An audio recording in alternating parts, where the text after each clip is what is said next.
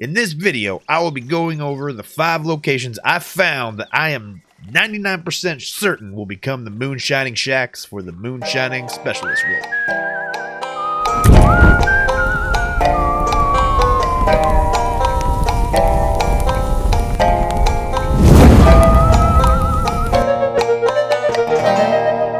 So yesterday, Rockstar Games gave us the news for the next Red Dead Online update, Moonshiners, a new frontier pursuit. Coming December 13th to Red Dead Online, this update adds the Moonshining Frontier Pursuit Specialist role, which is an off-branch from the Trader Path, and allows you to become a black market moonshine seller. The best part of this role is you'll be able to open your very own speakeasy or saloon in the basement of a moonshining shack that you will purchase. This brings the first opportunity to own property in Red Dead Online, and I think it's the first of many different types of property ownership.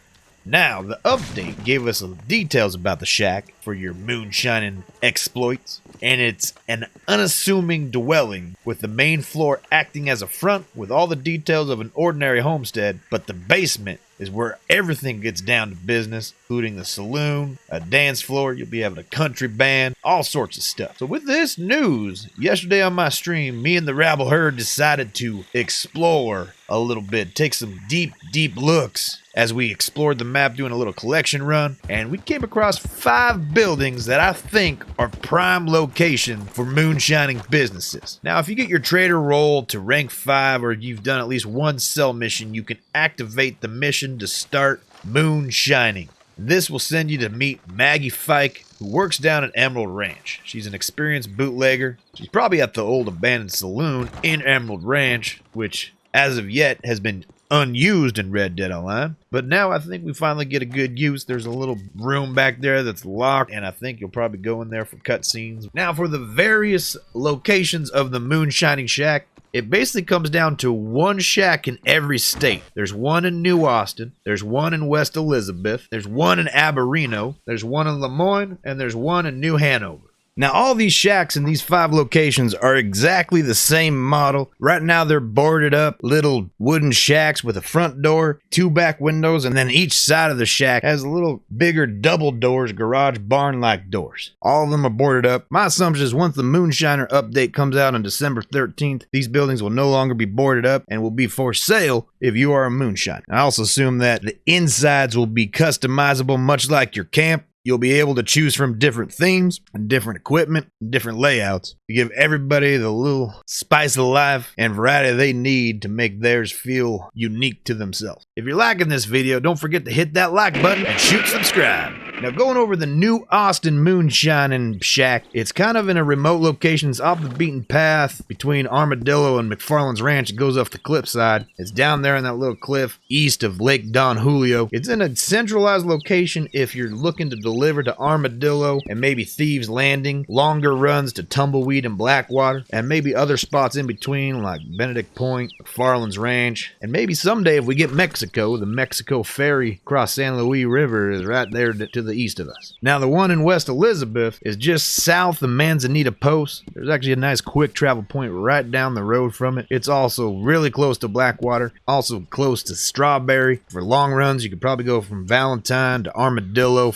Thieves Landing is also very close as well. In Lemoyne, there's one right there in the middle of the bayou, smack dab between Rhodes and Saint Denis. They're not too far away, either of them. For longer runs, you could probably end up going to Van Horn, Ansburg, or even Valentine from that one. There's also different train stations in the area, including Flatneck Station, Emerald Station, and even Emerald Ranch if they're looking to restock the saloon in that area. The location New Hanover is just up the road from Emerald Ranch and the Emerald Station. Nice mountainous hilly location, kind of in between the trees. Locations close to delivery. Obviously, this would be the Ansburg prime location. Ansburg is also a dry city with no saloon in the area, so of course those miners are going to be looking for some moonshine. Who better to supply them with moonshine than yourself? Van Horn's also a nice location, Valentine for a little longer runs, and even Saint Denis a little longer runs. And if they want to go to Bacchus Station for train station deliveries, you got that location as well. And last but not least, probably the most remote location is the one just south of Cattail Pond, just off the road north of Cumberland Falls, and just up the road from Wallace Station. Prime location locations to deliver to will be Valentine and Strawberry. Again, Strawberry is another town with no real saloon. There is a hotel there. I'm not sure if they serve beer. You can supply all the moonshine you need to them. Also, maybe supplying up to the snowy area. They need something to keep them warm during those winter nights. Maybe deliver to Coulter and Sadie's Ranch and other locations up in the Grizzlies West.